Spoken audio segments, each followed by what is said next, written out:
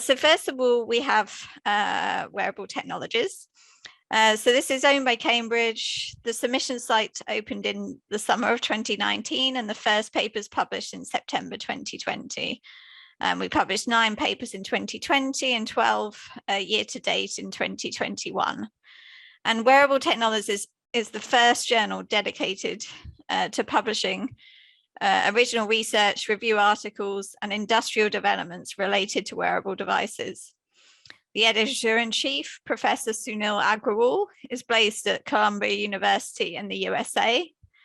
And you can see some examples there of collections that have been organized and published in the journal on various topics. Next slide, please. Another is biological imaging.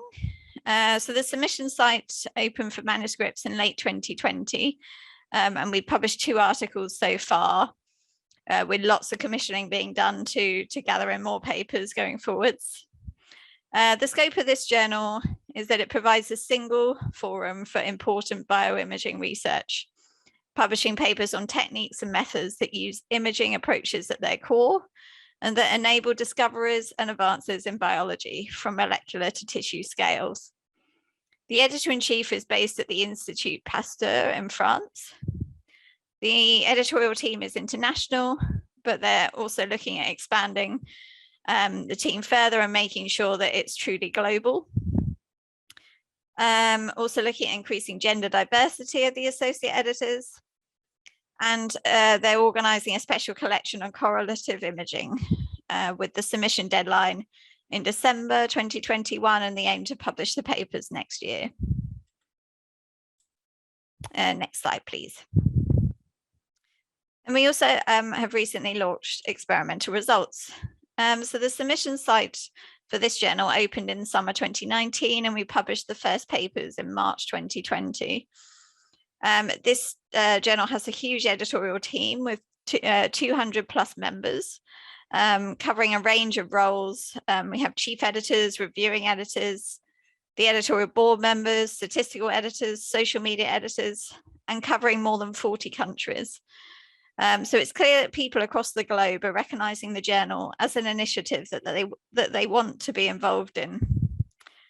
We have already published 80 papers in the journal and have seen more than 170 submissions covering all of the broad subject categories. These numbers demonstrate that the mission of the journal resonates with many and that it is an attractive publication venue. I've also included here an example of one of our psychology and psychiatry papers in the journal, which has seen an altmetric score that Matt referred to earlier of 152. And this has been picked up by news outlets, blogs, and tweets. And this is just a sign of the impact that some of these papers are having. Next slide, please. So the journal itself is an innovative, open access, open peer review journal, providing researchers with a venue to publish all experimental findings from all STM disciplines.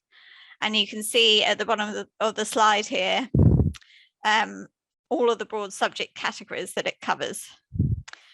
So experimental results publishes short research papers, providing authors with an outlet for rapid publication of small chunks of research findings with maximum visibility. Articles will be accepted for publication if they are technically and methodologically sound, and if the research reported answers a valid research question. Next slide, please. So next we have evolutionary human sciences, which opened for submissions in 2018, and we published the first papers in 2019. It published 60 papers in 2020 and 46 so far in 2021. And this journal supports a unified approach to evolutionary human sciences. The editor-in-chief, Professor Ruth Mace, is based at the University College London, and you can see details of the editorial team below there. Next slide, please. So this slide just shows some of the collections that the journal has published.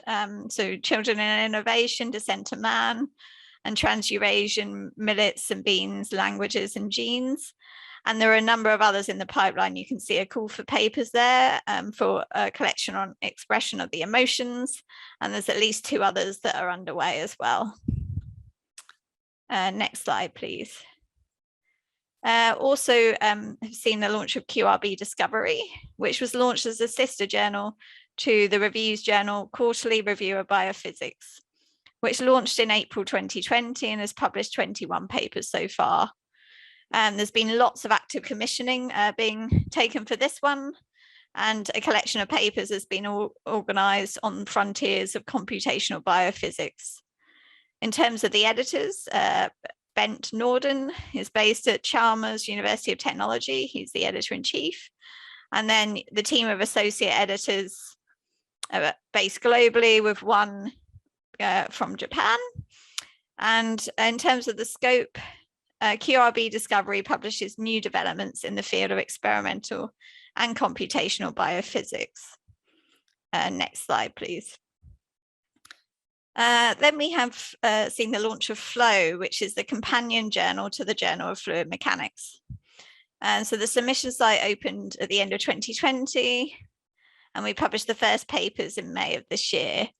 And we published 11 papers so far. So Flow focuses on the applications of fluid mechanics to technology, natural and medical sciences, and descriptions of the physical world. The editor, Juan Santiago, is based at Stanford. And you can see to the right there some links to the website and Twitter site, etc. Next slide, please. The journal has had or seen a number of development activities. So 2 Flow webinars were held in 2021, and the journal also supports the fluid mechanics webinar series in general.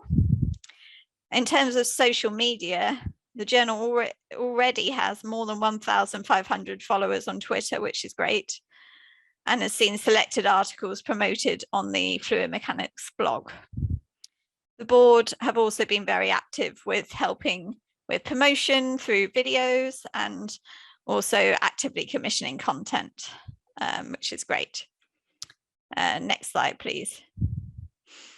We've also seen data and policy launch. So this published 20 papers in 2020 and 24 in 2021 so far. And this is the first of 3 titles owned by the press, exploring the impact of data science. And it's associated with the Data for Policy Conference and its partners. In terms of scope, the scope concerns the need for a deeper understanding of data policy interactions, data-driven technologies, and ethics of data and governance. And a number of special collections have been planned for 2022, with submissions coming in now. In terms of the editors-in-chief, they're based at UCL, Cambridge, and NYU. And then the supporting teams of editorial board members and area editors.